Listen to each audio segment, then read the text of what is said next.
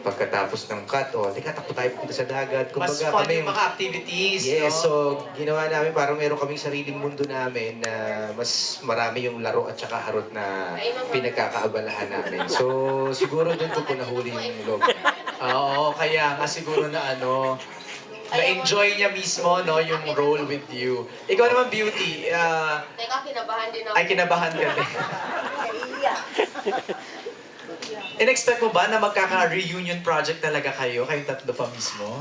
Hindi po. I mean, hindi ko talaga in-expect na magkakasama kami ulit. At sobrang saya ko po na sila ulit ni Ketchup, ni Jana yung makakasama ko. Kasi syempre, nagka-banding na po kami sa Dream Dad.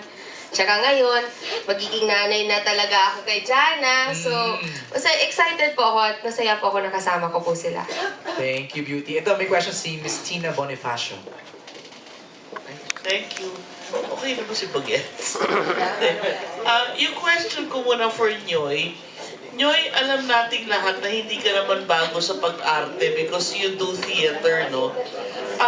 Pero kumusta yung experience mo working in this show na strictly non-musical, Wala kang gagawing pagkanta dito, Talagang arte lang ito na straight. Kumusta yung experience mo?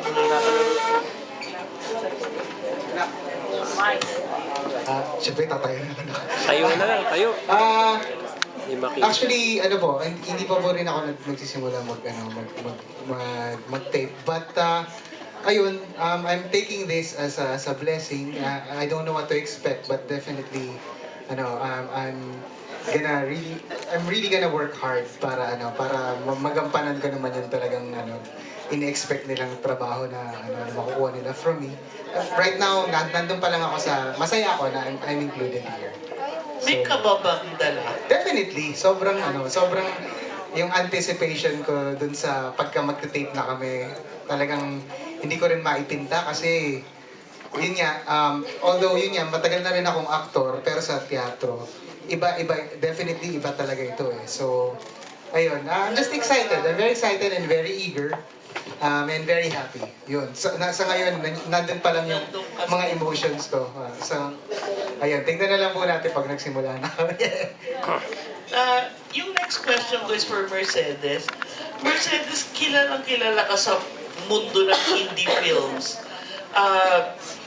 Pero na-mention mo kanina yata na babalik mainstream. What was the last mainstream project you did? Yung last ko po dito sa ABS-CBN is yung Lias. Kasama ko po si Zanjo Marudo and si Megan Yang. Yun yung huli ko po. At yun yung unang teleserye ko rin. So of course, yung dahil nasanay po ako sa film, of course, iba yung acting sa film talaga compared to TV. So, yun lang, yung pag-shift lang talaga. And ngayon, yung character ko for this serye is very different doon sa mga ginagawa ko rin. So, challenge siya for me and yeah, excited akong gawin. Yun nga, kasi I was going to ask you, kumusta yung adjustment process mo moving from indie films to television? Well, of course, nakakakuha din naman ako sa mga co-actors ko rin. So, excited ako talaga na makatrabaho itong grupo na to. Kasi ngayon ko lang din sila makakatrabaho. What about your director? Kasi iba rin yung dynamics dun between a director and an artist in indie films and then a director and artist on television. Yeah, first time ko rin makakatrabaho si Direk Jeffrey Chitorian and excited ako makatrabaho siya. Well, yung difference lang dito sa TV talaga is kulang talaga yung time din na mabibigay sa'yo to prepare for your character. Kumpara sa film, like may enough time kayo, like for a month to prepare for your character. So, dito sa TV, napansin ko na biglaan talaga Like, biglaan sa'yo yung ibibigay and then kinabukasan, ito na yung gagawin nyo. So, yun yung part ng challenge din. Medyo nag-a-adjust ka. Yes. Yeah. Thank you. Thank you. Thank you, Tina. Aaron? MJ, we have a question from Peter Ledesma.